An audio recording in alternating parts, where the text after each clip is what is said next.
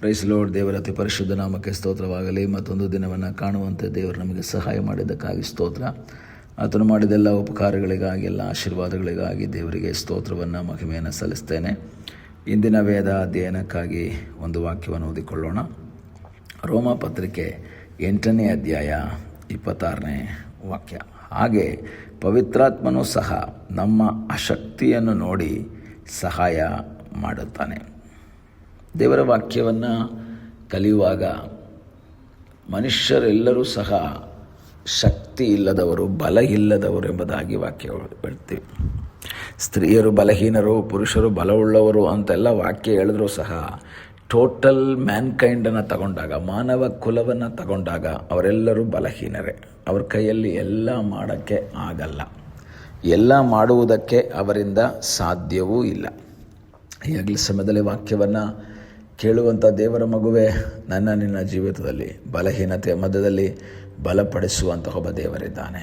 ಹಾಗೆ ಯೇಸು ಸ್ವಾಮಿ ಈ ಭೂಮಿಯ ಸೇವೆಯನ್ನು ಮುಗಿಸಿ ಹೋಗಬೇಕಾದ್ರೆ ಶಿಷ್ಯರಿಗೆ ಹೇಳ್ತಾ ಇದ್ದಾನೆ, ನಾನು ನಿಮಗೊಬ್ಬ ಸಹಾಯಕನನ್ನು ಕಳಿಸ್ಕೊಡ್ತೇನೆ.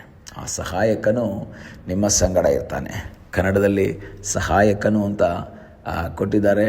ಅದೇ ರೀತಿಯಲ್ಲಿ ಇಂಗ್ಲೀಷಲ್ಲಿ ಕಂಫರ್ಟರ್, ಸಂತೈಸುವವನು ಎಂಬುದಾಗಿ ಕೊಟ್ಟಿದ್ದಾರೆ.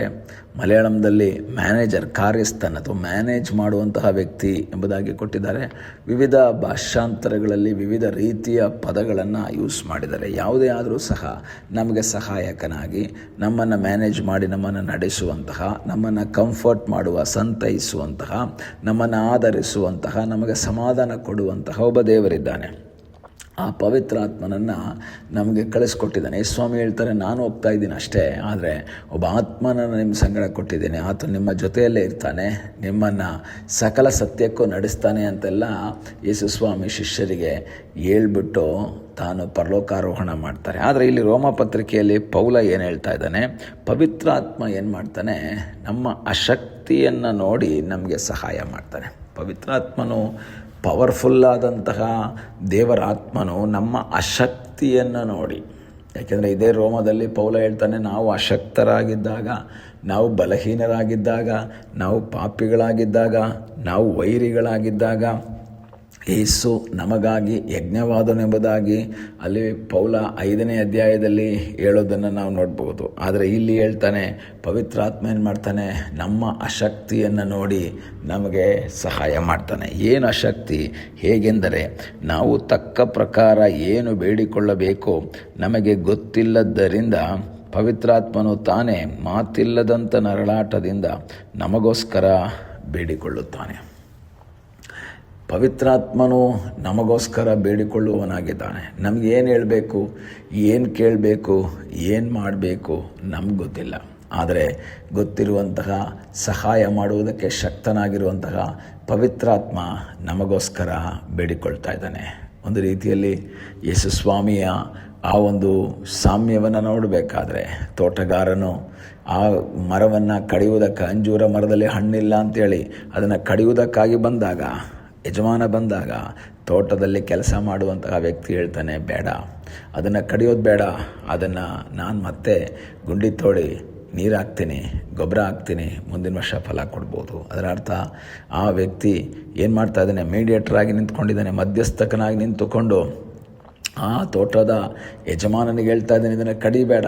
ಎಷ್ಟೋ ಸಂದರ್ಭದಲ್ಲಿ ನಾವು ತಪ್ಪುಗಳನ್ನು ಮಾಡಿದಾಗ, ನಾವು ದೇವರಿಗೆ ವಿರುದ್ಧವಾಗಿ ಜೀವಿಸಿದಾಗ ನಮಗೋಸ್ಕರವಾಗಿ ಮೀಡಿಯೇಟ್ರಾಗಿ, ಮಧ್ಯಸ್ಥನಾಗಿ ನಮಗೆ ಸಹಾಯ ಮಾಡುತ್ತಾ, ನಮಗೋಸ್ಕರ ಬೇಡಿಕೊಳ್ಳುತ್ತಾ ಇರುವಂತಹ ಪವಿತ್ರಾತ್ಮನ ಸಾನ್ನಿಧ್ಯಕ್ಕಾಗಿ ದೇವರಿಗೆ ಸ್ತೋತ್ರ. ಈಗಲೇ ಸಮಯದಲ್ಲಿ ವಾಕ್ಯವನ್ನು ಕೇಳುವಂಥ ದೇವರ ಮಗುವೆ, ನೀನು ನಿರಾಶೆ ಪಡಬೇಡ. ನಿನ್ನ ಸಂಧಾನದಲ್ಲಿ, ನಿನ್ನ ಜೊತೆಯಲ್ಲಿ ಇರುವಂಥ ಒಂದು ಪವಿತ್ರಾತ್ಮನ ಸಾನ್ನಿಧ್ಯ ಇದೆ. ಆ ಪವಿತ್ರಾತ್ಮನ ಸಾನ್ನಿಧ್ಯವನ್ನು ನೀನು ಅನುಭವಿಸುತ್ತಾ ಮುಂದೆ ಹೋಗೋದಾದರೆ ನಿನ್ನ ಜೀವಿತದಲ್ಲಿ ಅದ್ಭುತವನ್ನು ಮಾಡುವ ಸರ್ವಶಕ್ತನಾದ ಒಬ್ಬ ದೇವರಿದ್ದಾನೆ. ನಿನಗೆ ಜಯವನ್ನು ಕೊಡುವ, ಬಿಡುಗಡೆಯನ್ನು ಕೊಡುವ ಒಬ್ಬ ದೇವರು ನಿಮಗಾಗಿ ಜೀವಿಸ್ತಾ ಇದ್ದಾನೆ. ಆತನು ನಿಮ್ಮ ಜೀವಿತದಲ್ಲಿ ಸಹಾಯ ಮಾಡುವಂತಹ ದೇವರಾಗಿದ್ದಾನೆ. ನಮಗೆ ಅಶಕ್ತಿ ಇದೆ ಅಂತ ದೇವರಿಗೆ ಗೊತ್ತು. ಆದರೆ ಎಷ್ಟೋ ಸಂದರ್ಭದಲ್ಲಿ ನಾವು ಒಪ್ಕೊಳ್ಳಲ್ಲ ನಮಗೆ ಅಶಕ್ತಿ ಇರೋವಂಥ. ನಾವು ಶಕ್ತಿ ಉಳ್ಳವರು, ನಾವು ಬಲವುಳ್ಳವರು, ನನ್ನ ಕೈಲೆಲ್ಲ ಆಗುತ್ತೆ ಅಂತಲೇ ನಾವು ಹೇಳ್ತೀವಿ. ಆದರೆ ದೇವರ ವಾಕ್ಯ ಹೇಳ್ತದೆ, ಇಲ್ಲ, ನಮ್ಗೆ ಅಶಕ್ತಿ ಇದೆ, ನಮಗೆ ಬಲ ಇಲ್ಲ, ನಮಗೆ ಶಕ್ತಿ ಇಲ್ಲ.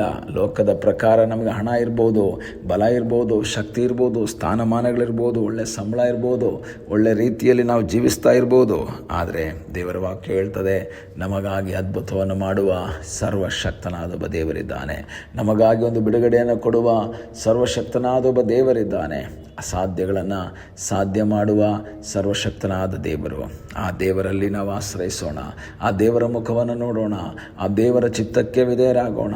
ಖಂಡಿತವಾಗಿ ನಮಗೆ ಸಹಾಯ ಮಾಡುವ ಸರ್ವಶಕ್ತನಾದ ಒಬ್ಬ ದೇವರಿದ್ದಾನೆ. ಆತನು ನಿನಗಾಗಿ ಅದ್ಭುತವನ್ನು ಮಾಡುವವನು, ನಿನಗೋಸ್ಕರ ಜಯವನ್ನು ಕೊಡುವ ಸರ್ವಶಕ್ತನಾದ ಒಬ್ಬ ದೇವರಾಗಿದ್ದಾನೆ. ಈ ಬೆಳಗ್ಗೆ ಆತನಲ್ಲಿ ಆಶ್ರಯಿಸೋಣ. ಕರ್ತನೇ, ನನಗೆ ಅಶಕ್ತಿ ಇದೆ ಸ್ವಾಮಿ, ನನ್ನಲ್ಲಿ ಶಕ್ತಿ ಇಲ್ಲಪ್ಪ, ನನ್ನನ್ನು ಬಲಪಡಿಸು, ನಿನ್ನ ಆತ್ಮನ ಮೂಲಕ ನನ್ನನ್ನು ಬಲಪಡಿಸು ಎಂಬುದಾಗಿ ದೇವರ ಸಲ್ಲಿ ಪ್ರಾರ್ಥನೆ ಮಾಡೋಣ. ದೇವರ ಆತ್ಮ ನಮ್ಮನ್ನು ಬಲಗೊಳಿಸುವಂತಹ ಆತ್ಮ, ಹೇಡಿತನದ ಆತ್ಮವಲ್ಲ, ಅದು ಬಲಗೊಳಿಸುವಂತಹ ಆತ್ಮ. ಆ ಆತ್ಮನಲ್ಲಿ ಆಶ್ರಯಿಸಿ ಮುಂದೆ ಸಾಗೋಣ, ಪ್ರಾರ್ಥಿಸೋಣ. ನಮ್ಮನ್ನು ಬಹಳವಾಗಿ ಪ್ರೀತಿ ಮಾಡುವ ಪರಲೋಕದ ತಂದೆಯಾದ ದೇವರೇ, ಈ ಸಮಯಕ್ಕಾಗಿ ಸ್ತೋತ್ರ.